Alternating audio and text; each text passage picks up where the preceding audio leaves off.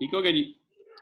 अच्छा बच्चा, हम डिस्कस कर रहे थे प्राइस डिस्कवरी का। तो देखिए, ये ना बेसिकली लिमिट ऑर्डर बुक है जिसमें बाई और सेल ऑर्डर सारे के सारे जा रहे हैं। ठीक है। अच्छा, अब ये डेफिनेटली यहाँ पे ना उस तरह से पॉसिबल नहीं है। ये लिमिट बुक जो है ये हर किसी के पास एक्सेस में है। एवरीबडी कैन सी कि किसने कौन सा ऑर्डर किस प्राइस पे प्लेस किया हुआ है। ठीक है। अच्छा, ऑन दी अदर हैंड दूसरा हमारे पास ना जो डीलर की कोटेशन है वो भी हर किसी के पास अवेलेबल है। ठीक है। देखो, अगर डीलर, देखो अब यहाँ पे ना वो मामला चेंज हो गया, मतलब उसकी अब अनसर्टेनिटी बढ़ गई है। मार्केट देखो काफी ज्यादा सारी ना ओजीडीसी का स्टॉक जो है वो गिर गया है। तो अपना डीलर ने अपनी कोटेशन, ठीक है। अब ये भी होता है कि मतलब सिंपली अगर बहुत ज्यादा मामला खराब हो रहे हैं तो डीलर बैक ऑफ कर देते हैं। ये मोस्टली से होता पाकिस्तान में है। इंटरनेशनल सिनेरियो में इस तरह से नहीं होता। वो कुछ ना उस तरह से ऑफर करते रहते हैं मार्केट को, और कुछ ना कुछ जो है मामला चलते रहते हैं। लेकिन डीलर ना बहुत ज्यादा वॉल्यूम नहीं पुट अप करता। सिंपली स्पीकिंग, डीलर जो है ना वो मोस्ट ऑफ द केसेस में सिर्फ 100 शेयर्स, 200 शेयर्स, 500 शेयर्स तक जो है वो एक लिमिटेड वॉल्यूम ऑफर करता है। उससे ज्यादा वॉल्यूम वो ऑफर नहीं कर रहा होता। और जैसे ही एक सेल होती है, डीलर जो है वो अपना कोटेशन रिवाइज कर सकता है। तो मतलब रियल टाइम्स में ये कोटेशन रिवाइज उस तरह से जो है वो होती रहती है। ठीक हो गया। तो प्राइस डिस्कवरी के कॉन्टेक्स्ट में हम डिस्कस कर रहे थे कि डीलर्स जो हैं उनका इन्फ्लुएंस लिमिटेड होता है जी। कैसे जी? देखिए, मार्केट में काफी ज्यादा बायर और सेलर है।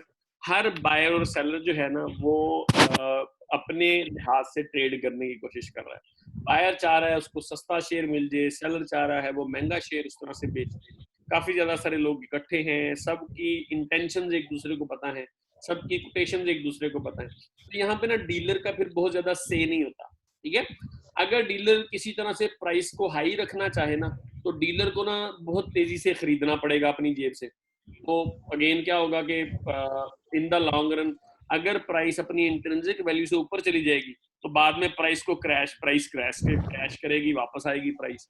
तो डीलर को फिर नुकसान होगा। तो डीलर प्राइस को ज्यादा इन्फ्लुएंस नहीं कर सकता। इस तरह डीलर अगर प्राइस को कम करना चाहे किसी भी तरह से, तो डीलर को ना लोअर प्राइस पे सेल करना पड़ेगा। मतलब एक एसेट जिसकी प्राइस जो है वो 80 है, वो डीलर जो है 75 का, 74 का बेचेगा, तो अगेन प्राइस लोअर पे जाएगी। तो वो डीलर को नुकसान होगा। तो ऑब्वियसली बात है कि डीलर सिर्फ प्राइस को स्टेबलाइज तो रखता है, लेकिन डीलर ना प्राइस को बहुत ज्यादा मोल्ड नहीं कर सकता यहाँ पे। क्योंकि यहाँ पे ना हर किसी की कोटेशंस का, हर किसी के मामला का दूसरे बंदे को पता होता है। एक डीलर का दूसरे डीलर को भी पता होता है।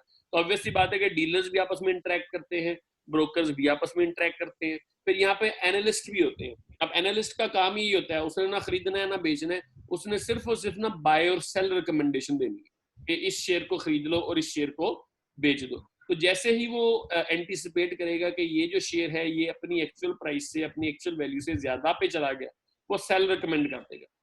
और जैसे ही उसे लगेगा कि ये शेयर जो है अपनी एक्चुअल वैल्यू से कम पे बिक रहा है, उस तरह से वो बाय रिकमेंड कर देगा। तो डीलर्स का बहुत ज्यादा इन्फ्लुएंस उस तरह से जो है वो नहीं होता। डीलर बस क्या करता है, dealer basically ensures order and sanity in the market. Dealer जो है वो प्राइस को स्टेबलाइज रखता है।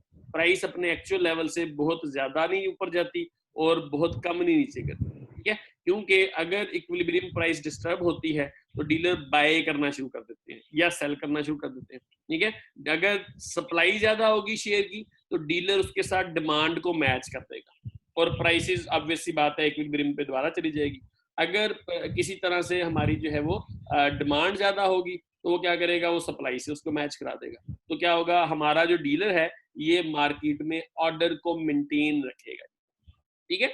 अच्छा, अब डीलर, ऑब्वियसली बात है कि डीलर जो है वो किस तरह से ये मामला चलाता है। तो dealer basically is required to sell purchase one round of lot and after that bid revised. मतलब डीलर ना अभी हम डिस्कस कर रहे थे कि बहुत ज्यादा शेयर इकट्ठे नहीं निकालने होते, ना बहुत ज्यादा शेयर इकट्ठे बेचने होते हैं, ना बहुत ज्यादा शेयर इकट्ठे खरीदने होते हैं। डीलर ने क्या करना होता है, डीलर ने सिर्फ और सिर्फ एक राउंड लॉट जो है उस तक वो बेचता है या उस तक वो खरीदता है। उसके बाद अगर डिमांड बढ़ जाए, प्राइसेस बढ़ना शुरू हो जाए, तो वो अपने बिड और आस्क स्प्रेड को दोबारा से उस तरह से रिवाइज कर देता है। हमने भी देखा बार बार यहाँ पे चीजें ना 2 दफा रिवाइज हुई और अब बिड और आस्क प्राइस जो है वो 0-0 पे चली गई है। मतलब no dealer is quoting anything, कोई भी डीलर कोट नहीं कर रहा। अब पाकिस्तान का थोड़ा सा इशू ये है कि यहाँ पे ना हमारी एक ही मार्केट है और यहाँ पे लिमिटेड डीलर है।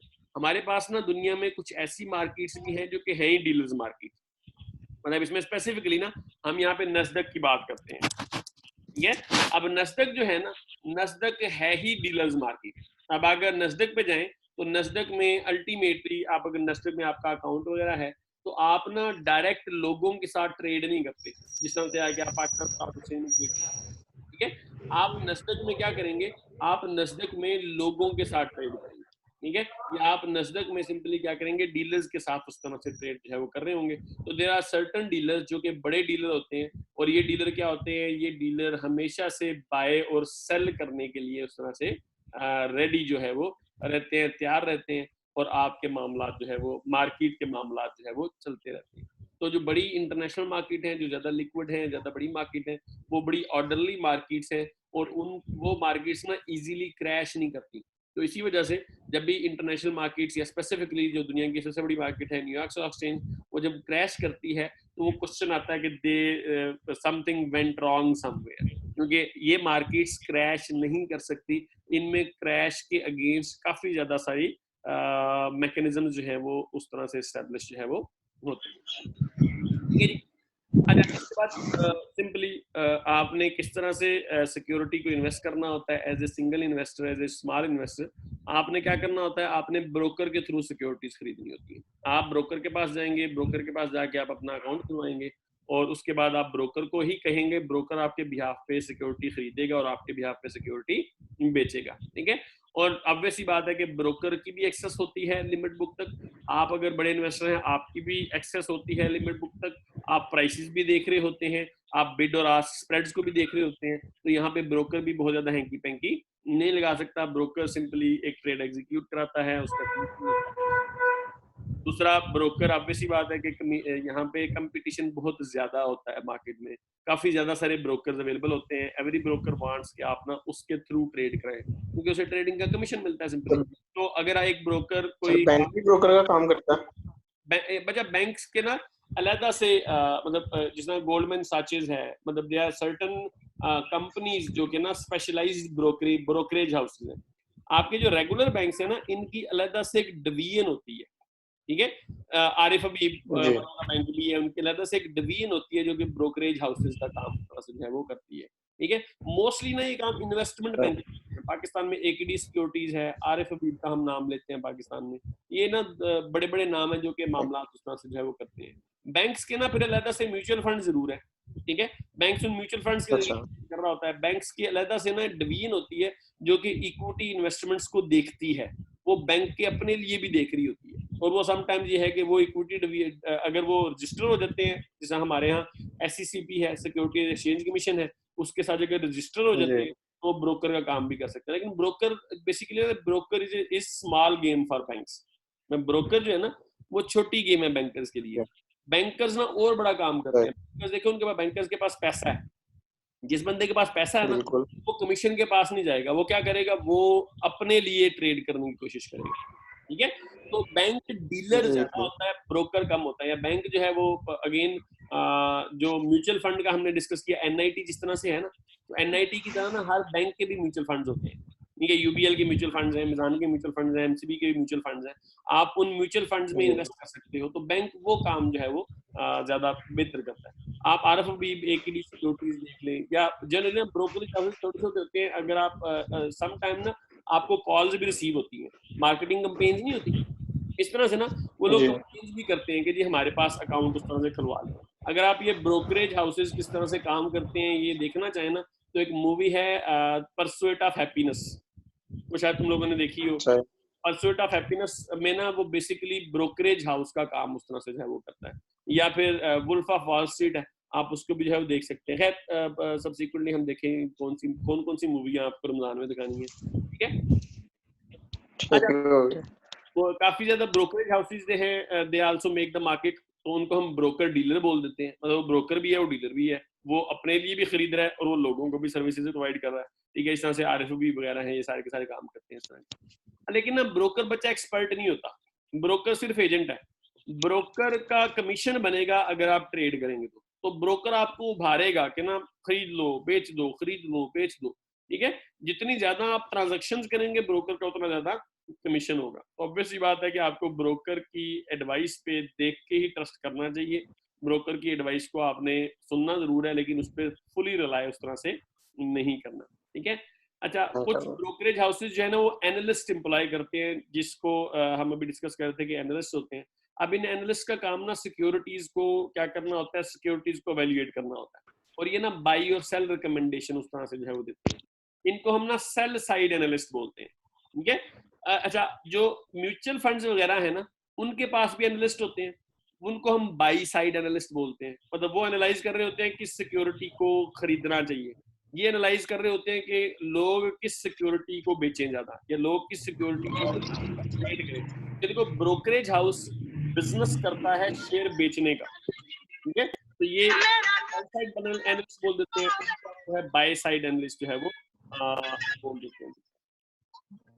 तुम लोगों ने फिर बात दी।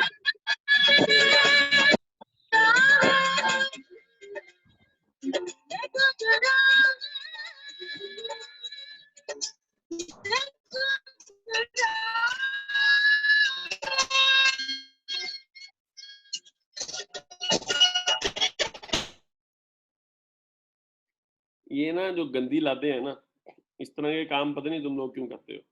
अल्टीमेटली इससे फायदा फूयदा कुछ नहीं होता। क्या कहते हैं, तुम लोगों ने बस दिखाना होता है कि तुम ना बेसिकली जो है वो गंदी ला दो। खैर, इससे ना तुम लोगों को जनरली ना एक चीज सीखनी चाहिए कि देखो, जो लोग या जो इंडिविजुअल्स कंप्लाई करते हैं ना, दे हैव मोर लिबर्टी।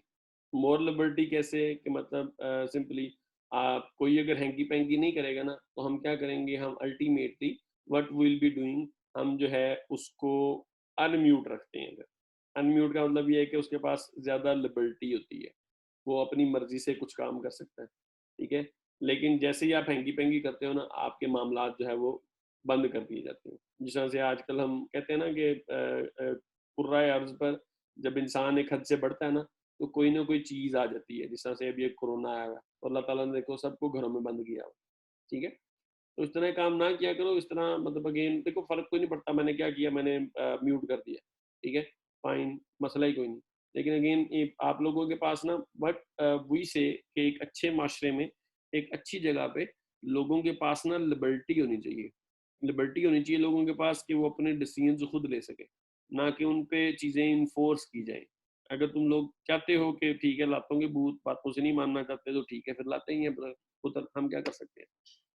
ठीक है, तो हम बेसिकली ब्रोकरेज हाउसेस के पास एनालिस्ट भी होते हैं, और अल्टीमेटली जो कमीशंस हैं उनके वो जो मामलात हैं सारे के सारे जो है वो चल रहे होते हैं।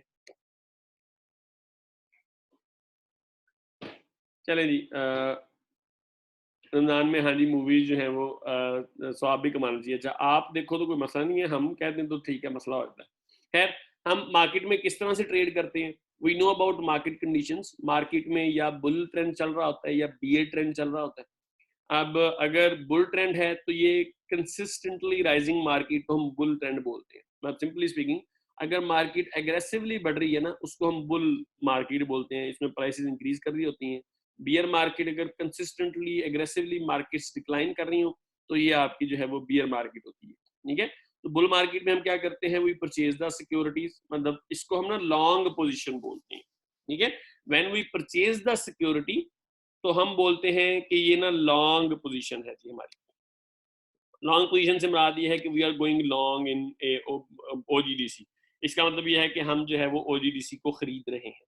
ठीक है, बीइंग लॉन्ग का मतलब ये है कि आपने सिक्योरिटी को खरीद लिया है, आप उसके साथ इन द लॉन्ग रन चलना चाह रहे हैं। ठीक है, अच्छा, दूसरा हम क्या करते हैं, बुल मार्केट में सिक्योरिटी खरीदते हैं, लॉन्ग पोजीशन लेते हैं। बियर मार्केट में वी सेल द सिक्योरिटी, इसको हम ना शॉर्ट पोजीशन बोलते हैं कि हमने जो है वो क्या कर दिया, हमने सिक्योरिटी बेच दी है, ये शॉर्ट पोजीशन है। तो buying A security means going long, and selling A security means going short. ठीक है, अच्छा, यहाँ पे ना एक स्पेसिफिक चीज होती है शॉर्ट सेलिंग, जिसका आपने ना जिसकी बेस पे आपने वो एक मूवी भी उस तरह से देखी है। शॉर्ट सेलिंग बेसिकली है हम ना सिक्योरिटी खरीदने से पहले उसको बेच देते हैं। ठीक है, अब सिंपली हम पहले उसको बेचते हैं और उसकी डिलीवरी लेट करते हैं। ठीक है। तो ये बियर मार्केट में स्पेकुलेशन के लिए इस्तेमाल होती है। देखो सिंपली बुल मार्केट में हर बंदा पार्टिसिपेट कर सकता है, मतलब बुल मार्केट में मैंने सिक्योरिटी खरीदनी है ना, तो जिसके पास सिक्योरिटी नहीं है वो उसको खरीद सकता है सिंपली। लेकिन बियर मार्केट में अगेन वो बंदा सिक्योरिटी नहीं बेच सकता जिसके पास सिक्योरिटी नहीं है। मतलब मेरे पास ओजीडीसी का शेयर नहीं है और मुझे पता है कि ना शेयर की प्राइस गिरनी है, तो मुझे इसका ना इस इंफॉर्मेशन का कोई फायदा नहीं है, क्योंकि मैं सिक्योरिटी को आज हाई प्राइस पे बेच नहीं सकता। तो उसके लिए ना ये शॉर्ट सेलिंग का जो है वो एक कॉन्सेप्ट है कि we basically go short in the share. हम शेयर को पहले बेचते हैं और बाद में खरीदते हैं। सिंपली इसका जो बेसिक इसका अंडरलाइंग कंडीशन या अंडरलाइंग प्रिजम्पशन है वो ये है कि सबसे पहले मैं शेयर को उधार लेता हूँ। उधार किससे पकड़ता हूँ मैं? उधार में पकड़ता हूँ अपने ब्रोकर से। अच्छा, ब्रोकर से मैं उधार ले लेता हूँ शेयर, उसके बाद मैं शेयर बेच देता हूँ उधार ले। ठीक है। आज जो है वो ये शॉर्ट सेलिंग को ना मैं यहाँ पे थोड़ा सा उस तरह से ना एक्सप्लेन भी कर देता हूँ जी। हम जी शॉर्ट सेलिंग को देख रहे हैं, तो शॉर्ट सेलिंग में क्या है? Short selling basically is benefit कब होता है? Benefit if price is declining. ठीक है। तो शॉर्ट सेलिंग में ना आई डोंट ओन शेयर्स, मेरे शेयर्स नहीं है, तो मैं क्या करूंगा? ठीक है, मैं बोरो कर लूंगा। I will borrow shares from broker. मैं ब्रोकर से ना शेयर बोरो कर लूंगा। ब्रोकर से शेयर बोरो करने के बाद ना what I will do, I will sell today for higher prices. मुझे ये ना कि प्राइस नीचे जाएगी। ठीक है, मतलब सपोज मैं कहता हूं कि मैं ना 100 का, आई सेल ऑन 100। ठीक है। अच्छा, अब 2 महीने के बाद क्या होता है? आफ्टर 2 मंथ्स क्या होता है? आफ्टर 2 मंथ्स जो प्राइस है ना वो आ जाती है 80 पे, प्राइस 80 आ जाती है। तो मैं क्या करूंगा? जब प्राइस 80 आएगी तो I will buy for 80 and return shares to my broker. मतलब मैंने शेयर को उधारे शेयर पकड़े, 100 रुपए पे बेच दिए, वेट किया, मार्केट जो है वो 80 पे आई। 80 पे जब मार्केट आई तो मैंने शेयर मार्केट से दोबारा खरीदे और अपने ब्रोकर को वापस कर दिए। तो ये शॉर्ट सेलिंग का ना बेसिक कॉन्सेप्ट है। ठीक है।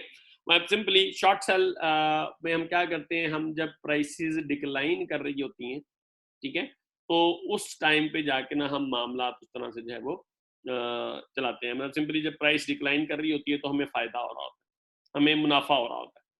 ठीक है। तो खैर इसके मैकेनिज्म को हम थोड़ी देर बाद उस तरह से डिस्कस करेंगे।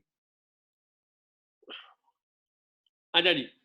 अच्छा बच्चा, हमारे पास ना यहाँ पे कुछ ट्रेडिंग कॉस्ट है, जो कि ऑब्वियस सी बात है कि जब हम ट्रेड करते हैं तो किस किस किस्म की हमें कॉस्ट उस तरह से जो है पड़ती है। तो पहली चीज ये है कि हमारे पास ना 2 किस्म के ब्रोकर्स होते हैं। एक ना फुल सर्विस ब्रोकर है, दूसरा हमारे पास डिस्काउंट ब्रोकर है। फुल सर्विस ब्रोकर जो है ना, ये ऑब्वियस सी बात है कि ज्यादा एस्टेब्लिश्ड, ज्यादा बड़े नाम होते हैं इनका। ये ना एडिशनल सर्विसेज भी प्रोवाइड करते हैं। मतलब जो बेस सर्विसेज हैं वो क्या है? वो आपका जो कोई भी ब्रोकर वो ऑर्डर एग्जीक्यूट कराएगा, सिक्योरिटीज को सेफ कीपिंग के लिए अपने पास भी रख लेगा। ठीक है। मार्जिन लोन्स भी एक्सटेंड कर देगा। मार्जिन लोन्स क्या होता है कि आप ना पैसे उधार लेके ना सिक्योरिटी खरीद लेते हो। 50 रुपए आप इन्वेस्ट करते हो, 50 रुपए आप ब्रोकर से उधारे पकड़ लेते हो और आप ना 100 रुपए की पोजीशन ले लेते हो, 100 रुपए की सिक्योरिटीज खरीद लेते हो। इसको हम मार्जिन सेलिंग ऑन मार्जिन बोलते हैं। इसके मैकेनिज्म पे भी हम उस तरह से आते हैं। ठीक है। अच्छा, ये शॉर्ट सेल को फैसिलिटेट करेगा, मतलब ये बोरो उधार जो है वो सिक्योरिटी दे देगा, खुद दे देगा या कहीं से उधार पकड़ के दे देगा आपने जो है वो इन्वेस्टर को। ठीक है। ये सिर्फ ना इंफॉर्मेशन और एडवाइस प्रोवाइड नहीं करता। इनके पास जो इंफॉर्मेशन होती है ना वो मोस्टली सिर्फ आजकल की होती है कि आज क्या प्राइस चल रही है मार्केट, या आजकल जो है वो कौन से ऑर्डर की कितनी प्राइस है, किस शेयर को हम कितने का खरीद सकते हैं, ये इसके पास इंफॉर्मेशन होती है। ठीक है।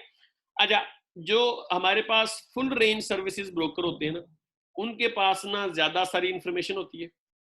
उनके पास रिसर्च स्टाफ होता है, दे प्रिपेयर एनालिसिस और बाय और सेल रिकमेंडेशंस भी दे रहे होते हैं। ठीक है। अच्छा, जो फुल सर्विस ब्रोकर होता है ना, समटाइम्स कुछ इन्वेस्टर ना इनके पास डिस्क्रिशनरी अकाउंट खुलवाते हैं। डिस्क्रिशनरी अकाउंट ये होता है कि आप ना ब्रोकर को खुली छूट दे देते हो कि भाई मुझे बताने की जरूरत नहीं है, ये पैसे हैं, आप ना इसको जहां मर्जी इन्वेस्ट करते रहो, ठीक है।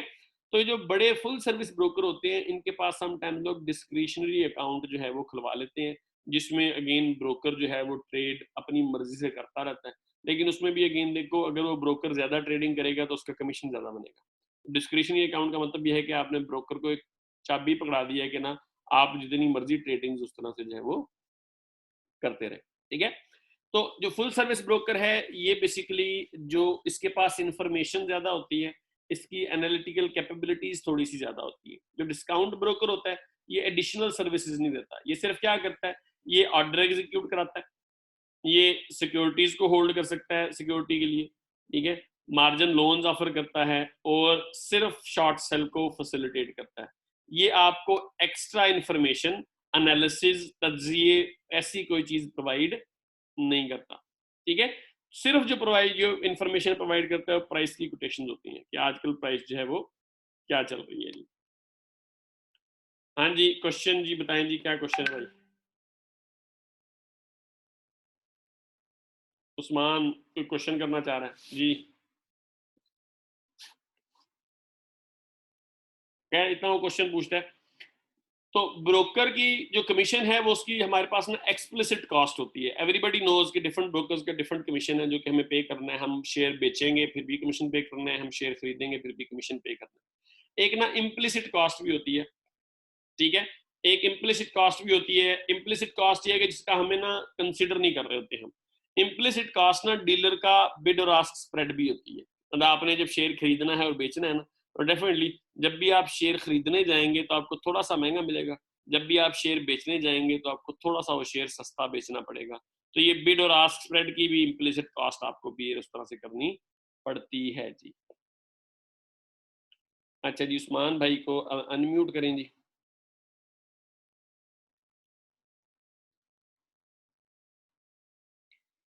जी भाई।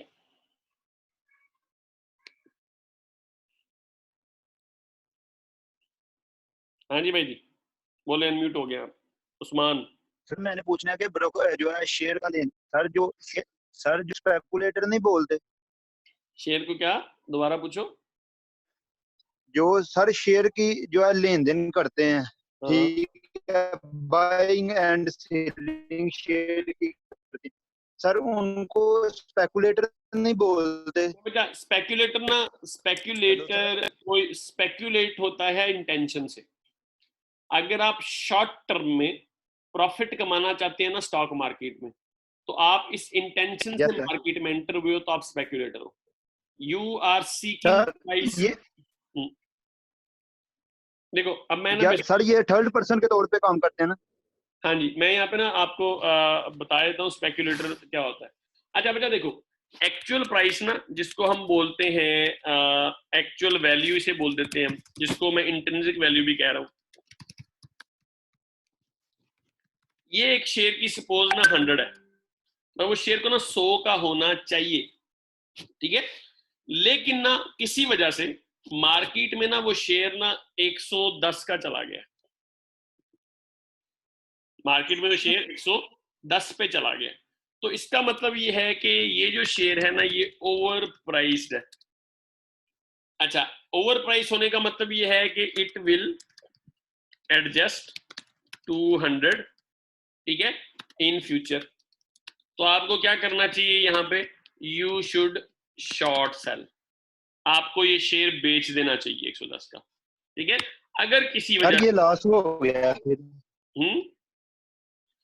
सर ये फिर लॉस है, मैं आपको जो है जस्टिफाई करता हूँ, ये इस तरह लॉस है कि एट द एंड जब हमारा इन्फ्लेशन 100 का लिया जब हमें, तो ये फिर जो है हमें लॉस हुआ ना, क्योंकि इन्फ्लेशन रेट जो है बच्चा देखो, इन्फ्लेशन को यहाँ पे ना करता है ना।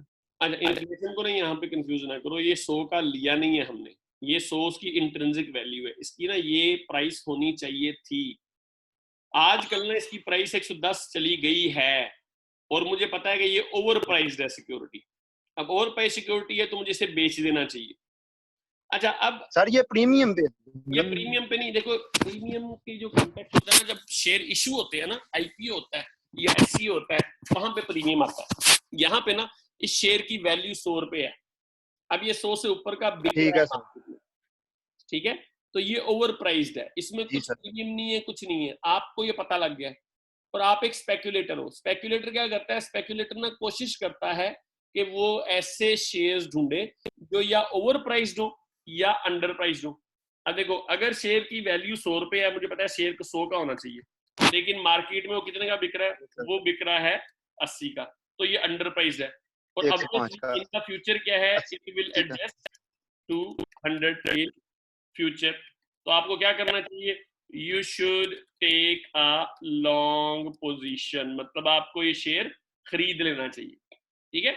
अच्छा, अब देखो आप ना अगर ये शॉर्ट टर्म की चीजों को एक्सप्लाइट करने की कोशिश करो ना, आप ये चाहो कि आज आप मार्केट में एंटर हो और आप जो है एक शेयर खरीदें, कल उस शेयर की प्राइस ना 100 रुपये बढ़ जाए, ठीक है, आप ये चाहते हैं, तो आप स्पेक्यूलेटर हैं। आप ये ना प्राइस डिफरेंशियल को एक्सप्लाइट करके मार्केट से ज्यादा कमाना चाहते हैं, आप स्पेक्यूलेटर हैं, आप इन्वेस्टर नहीं है। तो देखो जो ब्रोकर है ना वो स्पेक्यूलेटर सर ये इसका मतलब, सर ये स्पेकुलेटर इसका मतलब है जो है फोरकास्ट करते हैं जो है फ्यूचर और प्रेजेंट को, हाँ जी, मतलब उसके हिसाब देखो, से करते हैं। हर कोई ना वैल्यूएशन में चल रहा होता है। अब हो सकता है आपकी वैल्यूएशन सही हो सकता है आपकी वैल्यूएशन गलत हो। तो स्पेक्यूलेटर को जब प्रॉफिट होता है ना बहुत ज्यादा होता है, जब स्पेक्यूलेटर को लॉस होता है वो भी बहुत ज्यादा होता है, ठीक है। एक सर ट्रेडर ये क्या फिर है, वही बात आ गई, मोर रिस्क मोर गेन। नहीं हाँ, मोर स्मॉल रिटर्न है, लेकिन देखो स्पेकुलेशन ना एक इस्लाम में भी आराम है, और स्पेकुलेशन ना डिस्करेज की जाती है, मार्केट में भी ना डिस्करेज होती है। अभी देखें यहाँ पे ना हम टैक्सेशन को अगर ले ना, अब टैक्सेशन क्या है, आप शॉर्ट टर्म में मार्केट में गए, ज्यादा सारा प्रॉफिट कमाया और मार्केट से निकल आए, उससे क्या हुआ, उससे समटाइम्स ना आप ना जानबूझ के भी मार्केट में पैनिक क्रिएट करते हो। आपने एक शेयर खरीदा, आपने उस शेयर की ना पैनिक क्रिएट कर दी मार्केट में, ठीक है। अब obvious सी बात है कि उस यस सर। शेयर की वैल्यू गिरेगी, आपने वो शेयर शॉर्ट सेल किया हुआ ऑलरेडी, तो क्या होगा, obvious सी बात है कि प्राइस तेजी से गिरेगी, प्राइस गिरनी नहीं चाहिए थी। तो ये स्पेकुलेशन है। तो speculation is playing with the market to earn excess return. इसमें ना बाकी देखो होता है इस तरह से कि हम जब मार्केट की बात करते हैं ना, स्पेकुलेशन ना इस्लाम में हराम है, क्योंकि स्पेकुलेशन में ना एक पार्टी को नुकसान हो रहा होता है लाजमी। देखो मुझे पता है कि मजबूरी ये से फायदा उठाया जा रहा है। हाँ, ये मुझे पता है सिक्योरिटी 100 रुपए की है, मैं इसको 110 की बेच रहा हूँ मार्केट में, तो दूसरा बंदा जो मुझसे खरीद रहा है उसको नुकसान है ना, ठीक है। इसी तरह से मैं, सर ये फिर आंसर अनसर्टन सिचुएशन होगी ना। अच्छा मार्केट में अनसर्टन सिचुएशन ही होती है इस तरह से, हर बंदा ना कोशिश कर रहा होता है कि वो ज्यादा कमाए ज्यादा कमाए ज्यादा कमाए ज्यादा कमाए, और इसी बेस पे मार्केट एडजस्ट रहती है। देखो ये मैकेनिज्म है मार्केट का कि हर बंदा ना अपनी बेट लगा रहा है, हर बंदा अपना एस्टिमेट लगा रहा है। तो जब सारे बंदों के एस्टिमेट इकट्ठे हो जाते हैं ना, तो हम कहते हैं कि मार्केट की वैल्यू ना 100 रुपए पे रहेगी, ठीक है। तो मार्केट में ना ये मामला चलते हैं। जो हमने नेक्स्ट थ्योरी कवर करनी है ना, एफिशिएंट कैपिटल मार्केट थ्योरी, उसमें ना हम ये बड़ा उस तरह से पढ़ेंगे, बड़ी डिटेल से पढ़ेंगे स्पेकुलेशन और ये बाकी सारे सारे मामला। लेकिन स्पेकुलेशन सिर्फ ये है कि आप प्राइस मूवमेंट को इस्तेमाल करते हुए शॉर्ट टर्म गेन हासिल करना चाहें ना, तो ये स्पेकुलेशन है, ठीक है। ये इन्वेस्टमेंट की एक्सट्रीम फॉर्म है कि आप ना सर बहुत ज्यादा रिटर्न कमाना चाह रहे हैं। तो स्पेकुलेशन सर बेसिकली फिर से होता है। ब्रोकर और स्पेकुलेटर में क्या डिफरेंस है? अच्छा, सर फिर ब्रोकर ब्रोकर और एजेंट है, स्पेकुलेटर, ब्रोकर एजेंट है, सर स्पेकुलेटर स्पेकुलेटर इन्वेस्टर। भी तो एजेंट है ना। बचा स्पेकुलेटर एजेंट नहीं होता, सर स्पेकुलेटर इन्वेस्टर है, स्पेकुलेट जो कर रहा है सर ये पैसे। सर ये थर्ड पर्सन के तौर पे इन्वेस्ट नहीं लोगों की करवाता स्पेकुलेटर? नहीं, जरूरी नहीं है, उसके अपने पैसे भी हो सकते हैं, वो लोन भी ले सकता है, वो सर थर्ड फिर पर्सन उनके ब्रोकर लिखा। के भी तो हो सकते हैं ना अपने पैसे। देखो अगर एक थर्ड पार्टी के पैसे हैं तो स्पेकुलेटर को क्या फायदा है फिर, जिसके पैसे होंगे सर फायदा उसको होगा जो ना। है कमीशन, नहीं कमीशन देखो, सर। कमीशन अगेन स्पेकुलेशन की मोटिव ना इन्वेस्टर का होता है।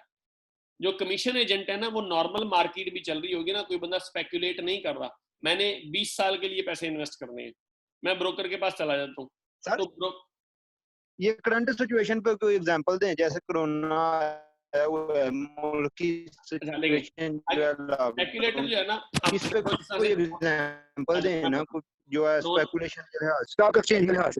देखो स्टॉक एक्सचेंज में होता है इस तरह से है कि स्पेक्यूलेशन ना, मैं ये बता रहा हूँ, स्पेक्यूलेशन इज ए मोटिव, ठीक है, स्पेक्यूलेशन इज मोटिव, या कह लो कि इट इज एन इंटेंशन, ठीक है, it is intention to play with stock prices to find mispriced securities. मतलब आप क्या कहते हो, आप ये कोशिश करते हो कि ऐसी सिक्योरिटी ढूंढें जिसकी प्राइस अपने एक्चुअल लेवल से या ज्यादा है या कम है, ठीक है, ताकि आप इस्तेमाल करते हुए ना ज्यादा मुनाफा कमा सकें, ये स्पेकुलेशन है। अच्छा, अब ना एफिशिएंट कैपिटल मार्केट थ्योरी है, एफिशिएंट मार्केट हाइपोथेसिस है, वो कहता है कि speculation is not possible in market. वो कहता है कि एवरीबडी इज इन्फॉर्म्ड, तो मार्केट में ना स्पेकुलेशन पॉसिबल नहीं है ही नहीं पॉसिबल मार्केट में स्पेकुलेशन, ठीक है। इसके अगेंस्ट बिहेवियरल फाइनेंस वाले हैं, वो कहते हैं बिहेवियरल फाइनेंस, ये कहते हैं कि speculation is possible, speculation sir ये तो एग्जिस्ट नहीं ना उस वक्त करती। सर देखें, ये जो कोई स्टॉक एक्सचेंज में कोई एग्जांपल देना कोई करंट सिचुएशन की, जैसे सर कोरोना वायरस है। देखो कोरोना वायरस है, ये स्पेकुलेशन नहीं है, इसमें जनरली इस तरह से नहीं सर, स्पेकुलेशन के लिहाज से नहीं सर, स्टॉक एक्सचेंज के शेयर के लिहाज से सर कह रहा हूं। शेयर के लिहाज से देखो बेसिकली है इस तरह से कि स्पेकुलेशन या शेयर के लिहाज से, मैं वही शेयर के लिहाज से दे रहा हूँ तुम्हें एग्जांपल। ये देखो, ये एक शेयर है जिसकी एक्चुअल वैल्यू 100 होनी चाहिए, मैंने ये सोच लिया है या मुझे ये लगता है कि जो है ना ये शेयर ओवर प्राइस्ड है, इसकी प्राइस 110 पे चली गई है, तो मैं क्या करूंगा, मैं एक ना शॉर्ट सेल पोजीशन ले लूंगा, मैं शॉर्ट पोजीशन ले लूंगा इसके अगेंस्ट, मैं ये एक्सपेक्ट कर रहा हूं कि प्राइस नीचे जाएगी, ठीक है। अब आपने जो मूवी देखी है ना, वो मूवी में जो डॉक्टर बेरी है वो स्पेक्यूलेटर है, ठीक है, वो स्पेक्यूलेटर है। उसने क्या किया, उसने एंटीसिपेट किया कि मार्केट नीचे जाएगी और मुझे बहुत ज्यादा मुनाफा होगा, तो उसने मार्केट के अगेंस्ट बेट लगाई, ठीक है। डॉक्टर बेरी ने क्या किया, डॉक्टर बेरी ने मार्केट के अगेंस्ट बेट किया, he placed a bet on whole US economy to collapse. उसने क्या बेट प्लेस की कि पूरी की पूरी अमेरिका की इकोनॉमी जो है वो गिर जाएगी, क्लैश कर जाएगी। सर जैसे सर अभी जो क्लैश करने वाली है सर, ये रिसेशन पे क्या रहा है ना यहाँ पे इकोनॉमी हमारी।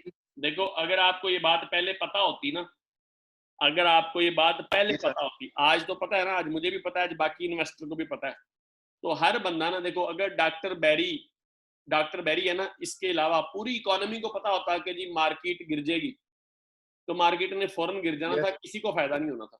तो स्पेक्यूलेटर वो एक बंदा होता है जो बाकियों से हटके सोचता है, सिर्फ उस बंदे को पता होता है कि ये काम होने जा रहा है। तो डॉक्टर बेरी ने he placed a bet on whole US economy to collapse, कि अगर यूएस इकोनॉमी गिरेगी तो मुझे फायदा होगा। तो स्पेकुलेशन सारी के स्पेकुलेटर पास्ट एक्सपीरियंस की बेस पे करते हैं एनालिसिस।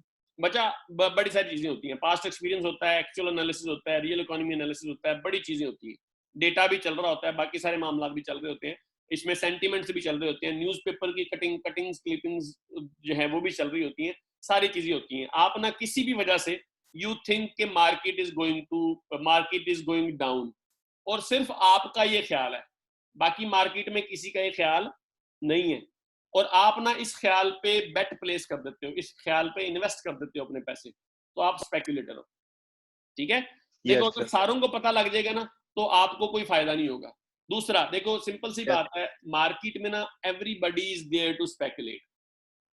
अगर मुझे पता लगेगा ना तो मैं कोशिश करूंगा मुझे ज्यादा प्रॉफिट हो, मुझे ज्यादा फायदा हो, तो मैं, हर बंदा कोशिश कर रहा होता है कि वो स्पेकुलेट करे।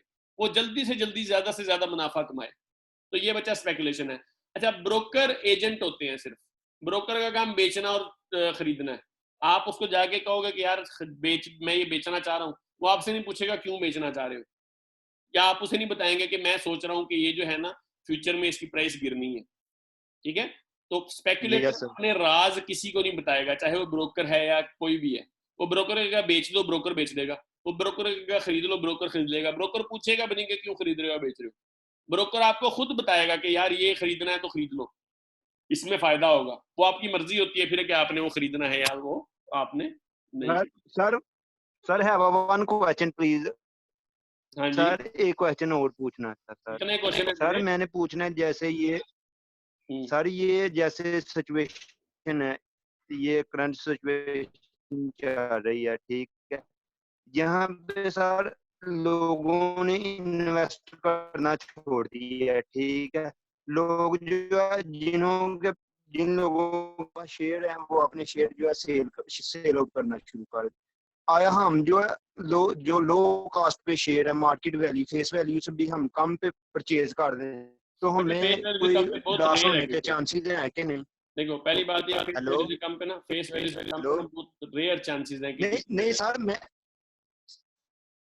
हम्म सर देखे ना, अब जो सिचुएशन चल रही है, लोगों को जो है लिक्विड फॉर्म में पैसे चाहिए, देखो मैंने ठीक है, लास्ट टाइम भी मैंने और बताया था कि ना जो पैसे सारे पे के कर सारे देगा। लोग, एक जो ट्रेड होती है ना, ट्रेड होती है उसमें दो प्लेसेस होती हैं, एक बायर होता है, एक सेलर होता है।